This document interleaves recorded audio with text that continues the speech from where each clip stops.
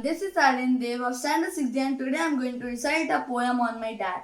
The heading of the poem is Thank You Dad. No words can totally express the bits of shared happiness. No thought could fully grasp how wide and deep is your love. How can I ever forget all those memories we have shared? Your love is as fresh as the morning dews. For that, my daddy, I say thank you. Words may never be enough how proud I am that you're my dad. Years may not be sufficient to count it all. With your life, I am truly grateful. Thank you for your sweet embraces and for your patience that never ceases. Thank you for cause you are always there. Thank you, Dad, for your unending care. Happy Father's Day.